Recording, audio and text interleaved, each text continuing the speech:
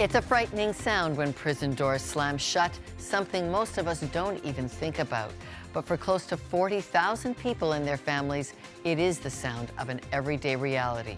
But there's trouble brewing inside Canadian prisons. Ahead, we take a look at solutions for Canada's penitentiary system. I'm Lorna Dueck, and this is Context. Molly Thomas brings us a report on the health of Canada's inmates in light of a scathing ombudsman report. And author Robert Clark is not too popular with his former employer. Retired after 30 years, he's written a book about what he sees are the trigger points and solutions in Canada's prison system.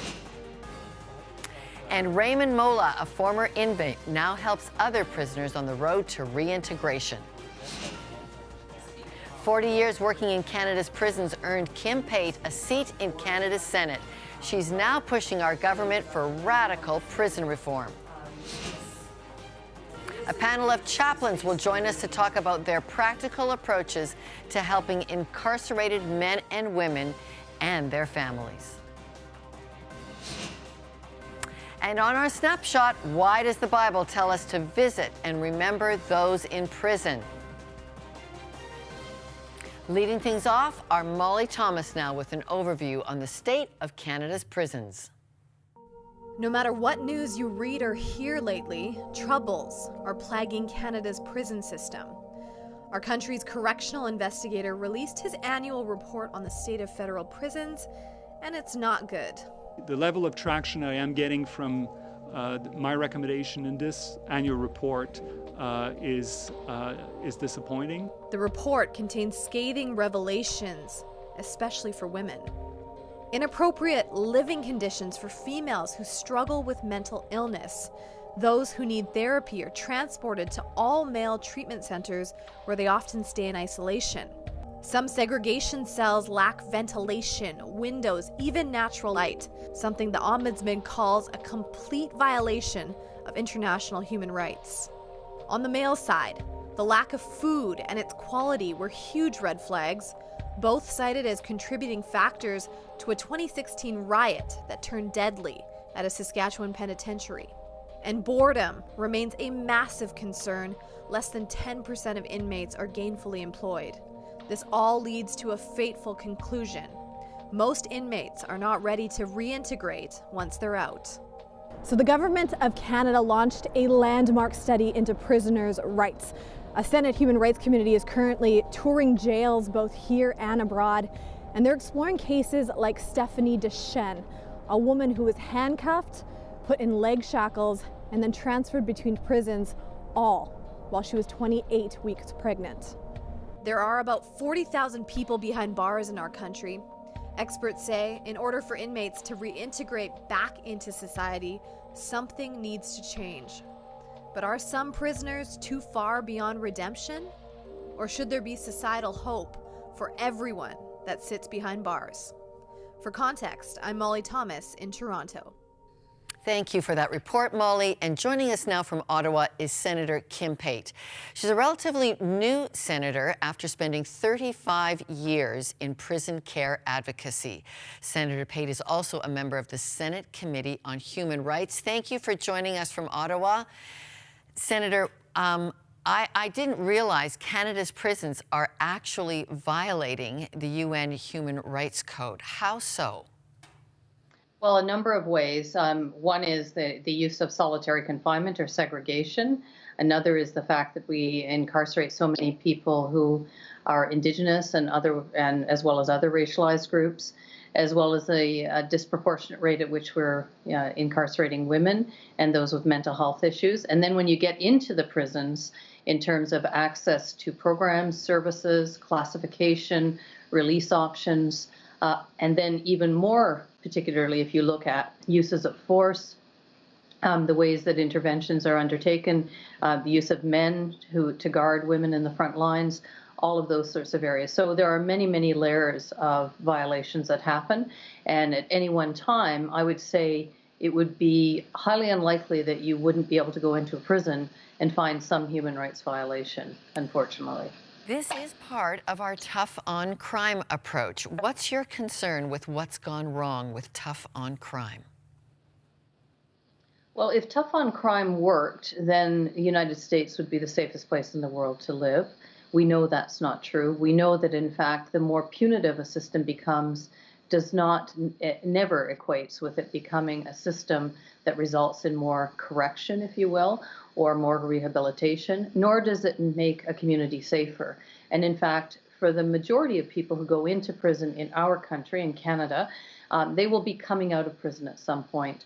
And if they go into prison with a whole panoply of issues and needs, those issues and needs are likely to, at the very least, still exist when they come out of prison, and more likely to be exacerbated. That's particularly true, for instance, for those with mental health issues. We know that not because, and many of the human rights violations happen not because of ill will of people working in corrections. It's everything from people not knowing what the legal entitlements of prisoners are, to people just trying to deal as expeditiously and as quickly as they can, and with limited tools as effectively as they can. So, for instance, many people with mental health issues end up in segregated living conditions, not because individuals working in the prisons are wanting to be cruel or subject them to circumstances that will make their mental health issues worse, but because it's the easiest place to watch them often. And so you see these sorts of the results ending up with people experiencing more discriminatory treatment, more human rights violations, and from the public's perspective, interventions that ultimately result in them often being in a more challenging position when they come out of prison, which is presumably what most of us are hoping is not happening if someone's going into. Let's talk about the vast overrepresentation of Canada's Indigenous groups behind bars. What are Indigenous leaders saying needs to change?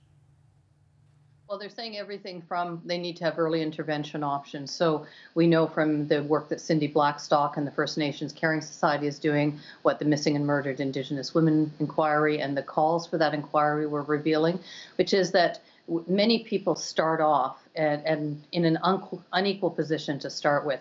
That's particularly true if they're women. And so we end up with a situation where right now, 36 to 39%, depending on whose stats you use, of the women serving 2 years or more, for instance, are Indigenous women, and about 25% of men in custody. And those numbers far outstrip the anywhere from 2 to 4% of the population that they are in the rest of the country, in the non-carceral. Okay, Senator Pate, we've got a full slate today of activists on prison care, but thank you for leaving the front lines of prison care to now try and get government movement on it. Are you encouraged that the government will listen? Well, I'm encouraged that there are right now one Senate committee and two House of Commons committees looking at this issue.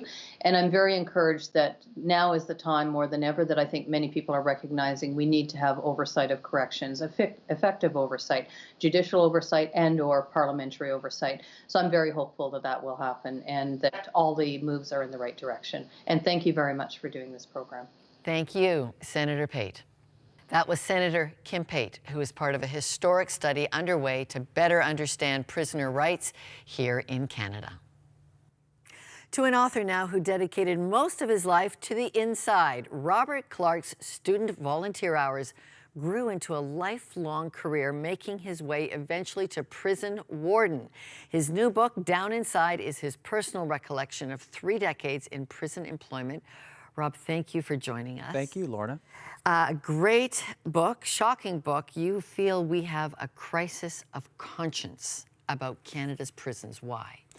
I believe that Canada's prison system should reflect Canadian values. I think in a modern civilized society like Canada, I believe the prison system should exist to help those that are incarcerated become better people. So it's far too harsh in prison. Yes, in my experience, Lorna, the prison system is first and foremost about secure custody. For the average prisoner, the experience will be more one of warehousing than opportunities for positive change.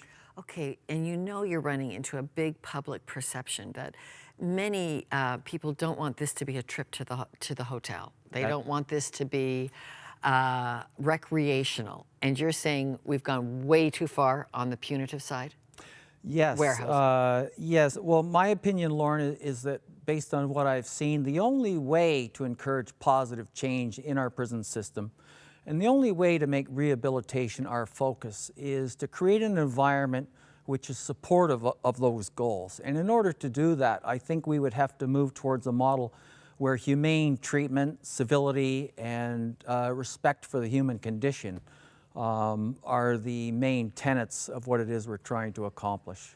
You're speaking out of 30 years of being frontline in prison care all the way up to warden. What do you feel could change most? Like, where should we begin on this? I think we need to change with what I would call the organizational culture of the prison system. Like many large organizations, the prison system has a very distinct culture. And it's a culture that I have described as a culture of collective indifference. And what I mean by that is that in my experience, the majority of people who work in prisons begin to see the prisoners as something less than a real human being. And once that happens, once that takes hold, it becomes possible and acceptable to mistreat people. When you don't regard them as an equal or as someone in need of help, a real person, it becomes easy to ignore their needs, to be indifferent to their pain, and to fall into a pattern of just going through the motions. You've had 30 years on the front line. You're saying, by and large, prison care dehumanizes completely the people inside that are being incarcerated. Absolutely, absolutely. And I want to say, too, just to make it clear, there are some real heroes working in Canada's prison system, some wonderful, wonderful people, but they are not the majority, and they are not the ones we need to be concerned about. What can be done to change this? I think we have to start at the very top. I think the organizational culture has to be seen for what it is, and we have to start rebuilding. I think we need to move towards a model of rehabilitation, of encouraging positive change.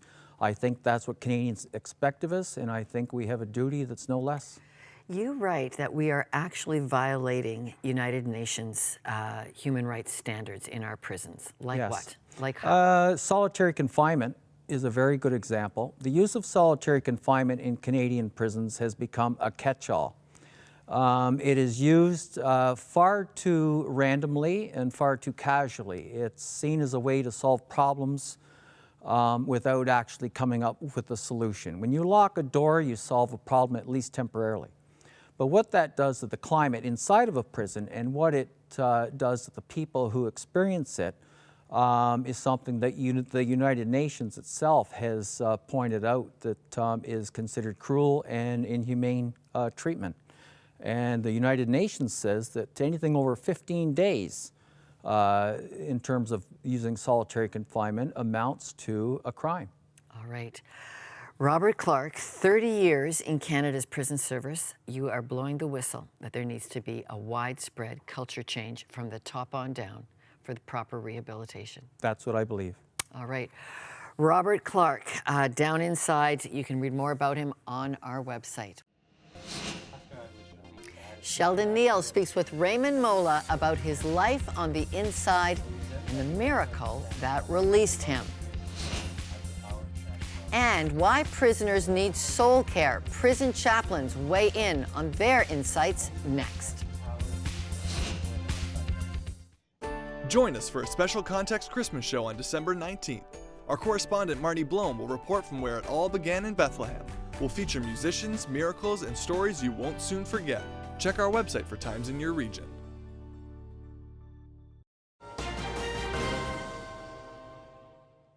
What's it like on the inside of a prison? Well, joining me now is Raymond Mola, whose life story was troubled, but then a miracle happened. And Raymond, welcome. Good to see you.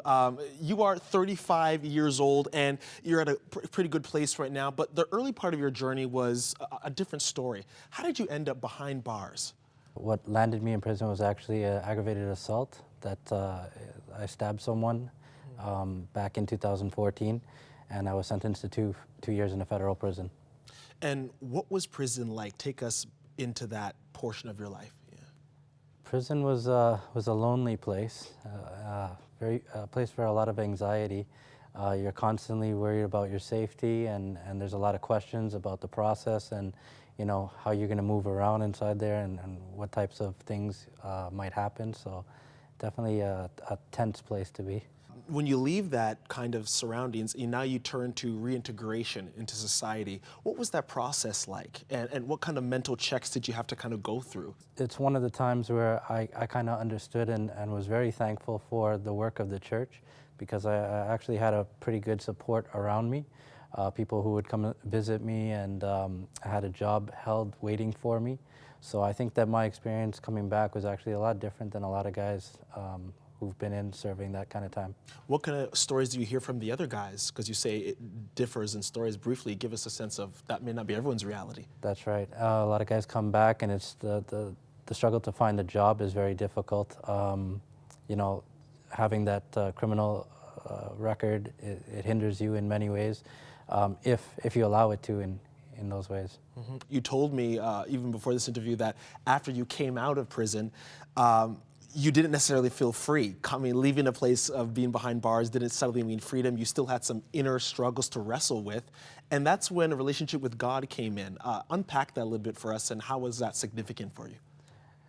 This is one of the beautiful things about my faith, because it actually lent so much meaning and purpose to life.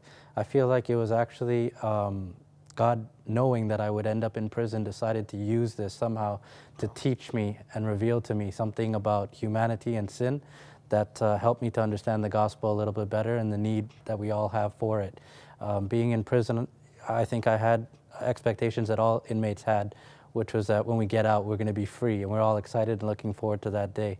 And my journey after coming out, it took about 5 years for it to really instill in me, but I didn't feel any more free than I was when I was in prison. I was still in bondage in many ways to addictions and various things I was struggling with, and so that was kind of what stirred in me to finally seek a different kind of freedom that I ended up finding in Christ. An interesting thing about your story is that you find a relationship with Christ, and then you get commissioned, you feel, by God to go back to the prisons and minister the gospel in that way. But there's something interesting. You went for families, not just the prisoners. Give us briefly some insight on that, because I think that's really unique. That's right. It's every prisoner's story chant in jail that I'm never going back to prison. I don't want to see this place and whatnot. And funny enough, oddly enough, God decided to send me back. But one of the things that he placed on my heart, because of a lot of the restrictions that I thought I would have with having a criminal record, being able to serve as either a volunteer or maybe even a part of a ministry, was that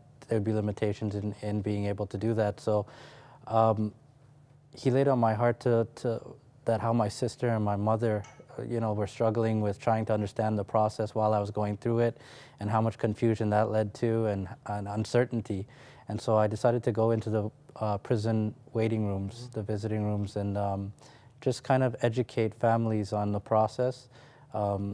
Having that background and knowing when I came to that point of telling them that I had been through it, gave them a lot of confidence that, okay, this guy knows what he's talking about, he's been here before, and it gave them a sense of peace that now they understood the process a little better. Very briefly, because we're almost out of time, you wrote a book. Tell me the name of the title of the book again. Broken Hearted Joy. And we're going to have more on our website about that. Very quickly, someone who has a family member and they have someone in their family who's behind bars now, very shortly, what could you say to them? I just feel like we shy away from suffering and difficulty in life, kind of accustomed to a comfortable lifestyle. And it's actually in the pain and in the suffering that we find and turn to God, because we see our need. And so these things have purpose, and God has a timing for everything, and he'll use it for his glory. Just continue to trust in that and continue to pray for them. Excellent. Raymond Mola, thank you for your time and carrying on your good work. Really appreciate you, my friend. Thank you, my brother. Still ahead, prison chaplains weigh in on the evidence that soul care provides for prison inmates and their families. Join us for a special Context Christmas show on December 19th. Our correspondent Marnie Blome will report from where it all began in Bethlehem. We'll feature musicians, miracles, and stories you won't soon forget. Check our website for times in your region.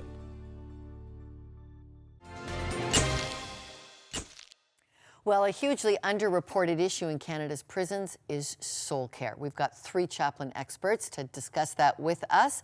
The Executive Director of New Life Prison Ministries is Rosemary Redshaw. Stacey Campbell is the Executive Director of Prison Fellowship Ministries. And joining us by Skype is Reverend Paul Kearns, who is the chaplain at Collins Bay Institution at Kingston. Welcome all. Stacey, at Prison Fellowship, let's start with you. Mental health in prison must be an extreme area of need and a need of soul care. What have you discovered? Certainly, it's the one issue that is filling our prisons the most. If we look at mental health care on the street and the wait time that it takes on average, it's about 8 months before somebody can get a mental health care. And so in that 8-month period of time, a lot of things can go wrong, and we're finding as high as 3 to 4 people in the prison have a mental health 3 issue. out of 4 of the people that you're visiting with and talking with. Okay, let's go to Collins Bay. Paul Kern, what are you seeing as the chaplaincy needs as you deal with inmates? Needs we have, well, that's a broad question. I think when we think about the recidivism rate, it's between 80 and 90%. So we need to find a way of sustainability. When we have the guys, no pun intended, we have a captive audience there in the chapel in a lot of respects. But we really want to find a way to connect these guys to the community on the outside and to the local church. And that's probably the biggest need we're dealing with right now. And that all ties into restorative justice as well. Okay, so 80 to 90% are coming back into prison. I want to just stop for a moment here with you, Rosemary, because you really believe that teaching materials are transformative in prison. Explain what the Bible study programs are and why they're working. Well, we send out thousands of studies every year to our prisons across Canada. We're in 111 prisons. And we found that even this year, at the end of November, we had received back 13,600 studies. It has a powerful impact in that we find 7% of the people who do our studies actually come to the Lord through the studies.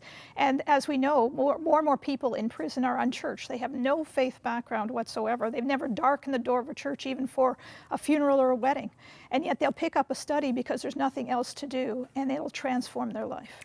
They've got time to think in prison. Rosemary, I had never understood this before. I asked you for a device, and this is tell us what the ARC is and why it works in prison for helping people put new hope into their life. The ARC is a solar-powered device. You'll see by the back panel that it's solar-powered. And it has 180 hours of Christian listening time on it, and has 18 of our Bible studies on it, as well as reintegration tools and lots of other faith groups on it. And what it does is it allows somebody to actually listen to the studies. And a lot of people in prison have difficulty reading, and so it is transformative in terms of listening to it. We find that their marks or grades actually increase by listening. And it also gives them the opportunity, like someone said in using the ARC, it gives me somebody in the cell with me. I feel like I'm not alone. And that was quite powerful. Okay, these are $35, everybody. It's almost coming up to the giving season, and you can find out how you can put these into prison with our chaplaincy guests. We would love your help in getting these into prisons. And Stacey Campbell, talk to us then about the family that's on the outside, because you've worked with Angel Tree, with getting Christmas gifts to the family. What does the family need from Canadians? So this time of year, we run our Angel Tree program, and what families need to know on the outside is really what people need to know on the inside, that they're not forgotten. And so many, when the main person who is earning the income in the home goes into the prison, or even half of the income, it puts the family at a real disadvantage financially. And we find with our program that often it's the only gift under the tree. Because I think there are some issues we don't always understand about prison. The prisoners make about $7 a day in prison, right? And they have to pay a rent back out of that. They have to pay their amenities in prison. Out of that, they have to make their phone calls. Phone calls must be to a landline. Can't do any cells or texts, no computers, thus things like this to really put good information into you. Okay, Paul Kern, Chaplain Paul Kern, when I list off all of those conditions that are going on in prison, how challenging then is it for the church family you're asking for to care for people on the inside, and how do they even do it? Yeah, we have a couple of things that we run. In our minimum, Collins Bay is 3 levels of security. We have a maximum unit, we have a medium unit, and a minimum unit. And in the minimum unit, we have a thing called the ETA program. And that's ETA stands for Escorted Temporary Absences. And inmates have a chance every Sunday to be able to go out to church. And so, first of all, churches have to be open, at least churches within driving distance of the facility.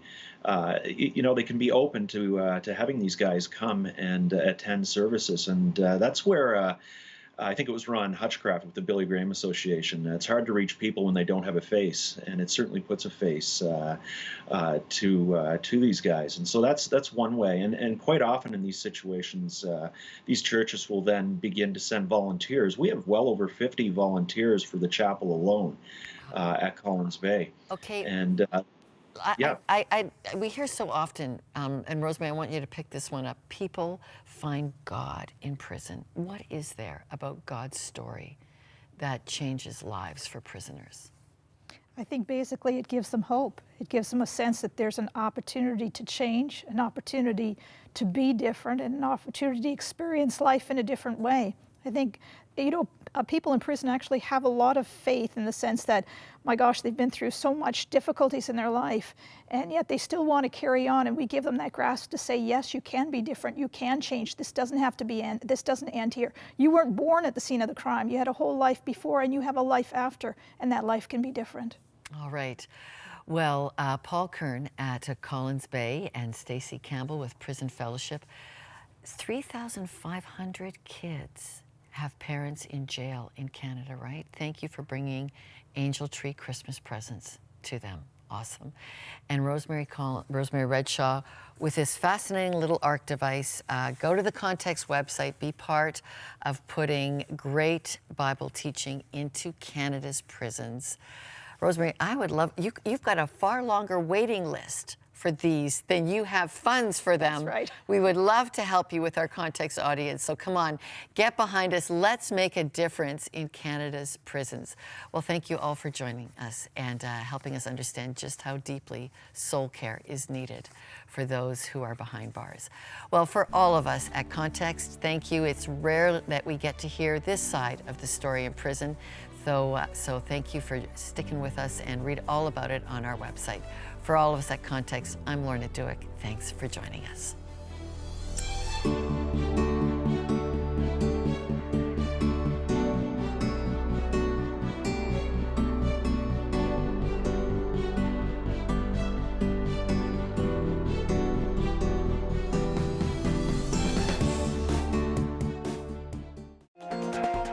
I'm Lorna Dueck, and you're watching Context. Voters turning their outrage into online worldwide trends. Quebec has an interesting relationship with race and religion. We'll never arrest our way out of this problem. I guess the politics ahead of the people on the front lines is more concerning. It's too dangerous for us to go over to Syria right now. This is real, isn't it? We could be looking at another Rwanda. God gave us this amazing place, and what we are doing to it is a sin. Well, this is an issue our next guest is an expert on. I think it's going to be very difficult for the province to follow these rules. What is the standard that the church asks? And he said, God's got you. You are protected. How does that get decided, what the Pope will address? Joining me now is Wilma Dirksen. What you're talking about here is the treatment of women in media and entertainment. Bad behavior, is it out of control? Join tonight's important discussion.